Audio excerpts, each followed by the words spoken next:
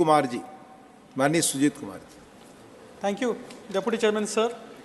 Sir, at the outset, I would like to congratulate our countrymen because recently we reached the $4 trillion economy benchmark for the first time.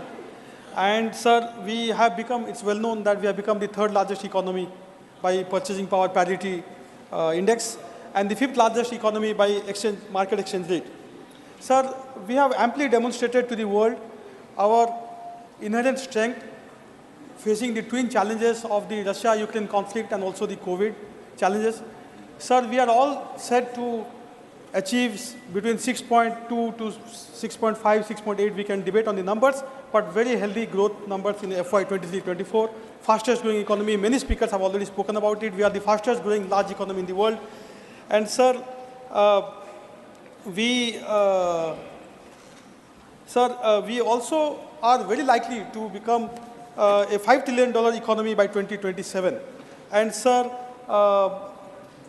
if the dots are connected well, the economic dots are connected well, then we, by the end of the Amrit Kal, by end of 2047, we will be a developed economy as well.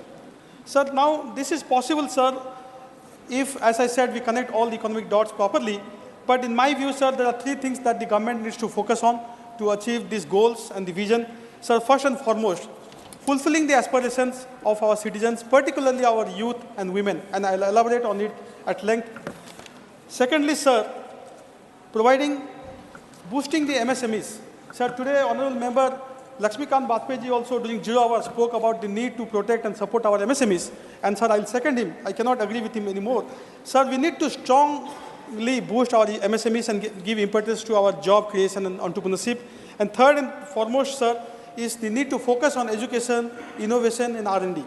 Sir, in her budget speech, Honorable Finance Minister also gave priorities to these three areas that I have just referred to. But sir, I do find some lacuna, and I'll talk about it, sir. So let me go to the economic empowerment of our youth and our women. Sir, the Honorable Prime Minister spoke of 4 castes recently during one of the election speeches. He spoke of youth, women, farmers, and the youth. And the poor, sorry. Sir, let's come to the youth. We are the most youthful nation in the world. 2/3 of our population is under 35. Half of our population is under 25. When Honorable Member Ashok Mittal was speaking about the demographic dividend turning into demographic disaster, so that's a reality. That's a genuine concern that we have today. We need to take care of our youth, job creation, unless we want to see a demographic disaster. So talking of empowerment of women, sir, female worker population ratio is only 22%, which Honorable Member Chidambaram was talking about. Sir, I would like to refer to a model of women empowerment from my state of Odisha, sir, where 70 lakh women have been economically empowered over the years, and the self-help groups that they were part of are now becoming SMEs, small and medium enterprises. So this is a verifiable model of economic empowerment for women, which I think can really help us to achieve our economic goals. Thirdly, sir, doubling farmers' income. Sir, the government had spoken about doubling farmers' income by 2022. It has not happened. Sir, in Odisha, we have already doubled farmers' income a couple of years ago. In fact, we have received the Krishi Karman Award many times by Government of India, which showcases the importance and impetus that we have given to farmers. And sir, talking of inclusive growth, sir, there was a wide gap between the per capita income, national per capita income, and the state's per capita income in the year 2020-21. Today, sir, that has been drastically gapped. The gap has been drastically bridged. And today, sir, we are almost at par with the national per capita income. And sir, I'll give you statistics. Sir, the development expenditure of Odisha has increased more than 20 times over the last 20 years. Sir, more than 20 times over 2 decades. This is a huge humongous spend on development expenditure, which is shown in all our indicators and parameters. Sir, I'll come to the focus on education, innovation, R&D. Sir, way back in the 60s, Kothari Commission had recommended that we spend 6% of our GDP on education. We are nowhere close, sir, today. Sir, I will compliment the government of the day, and particularly Honorable Education Minister, that in this year's budget, the budget estimate of education is 1,13,000 crore roughly, which is 13% increase over the revised estimate of 22-23. Definitely, sir, this is the highest increase in outlay in expenditure over the RE of the previous year. But, sir, it's still not enough. It's only 2.8% of the budget, of our union budget. In contrast, sir, in Odisha, 30,000 crore has been earmarked for education in this year's budget, which is 12.3% of the total budget outlay of the state. 12.3% of the total budget outlay of the state is for education, sir. Sir, I think inspiration can be drawn by union government from Odisha on this. Sir, I'm extremely passionate about education, but I was sorry and sad to note that in her budget speech, the Honorable Finance Minister spoke about 7 priorities, what she called Saptarishis. But education was not one of the priorities or Saptarishis. And we all know, sir, the foundation of any nation is education. No nation can progress economically, socially, or otherwise without focusing on education. So this is why I urge again the government to focus on education. Sir, I'll come to PM Poshan. Sir, Honorable Member Chidambaram ji spoke about, sir, child malnutrition. He gave some numbers, 16% undernourished, 35% stunted. These are numbers. Sir, again, I'm sad to note that the budget estimate for 23-24 for PM Poshan is 9% less than the RE, the revised estimate of 22-23. Sir, this will definitely reflect in poor learning outcomes and educational outcomes. Sir, I'll come to, sir, R&D. Sir, Honorable PM has often spoken about India becoming a $1 trillion digital economy, which will be roughly 20% of our economy when we become a $5 trillion economy. But, sir, tell me, sir, which nation can become a digital economy without focusing on R&D?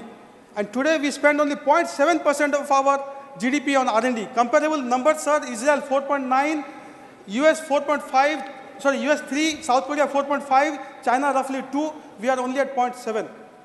Sir, I compliment the government. I laud them because they brought in the Anusandhan National Research Foundation bill. And Prime Minister has often spoken about Jai Jawan, Jai Kisan, Jai Vigyan, Jai Anusandhan. But, sir, we need to really focus on Anusandhan or research if we want to become a developed economy in the next couple of decades, at least. And, sir, finally, sir, I'll come to the focus on MSMEs. Sir, we are growing, no doubt, but it is not a job-led growth.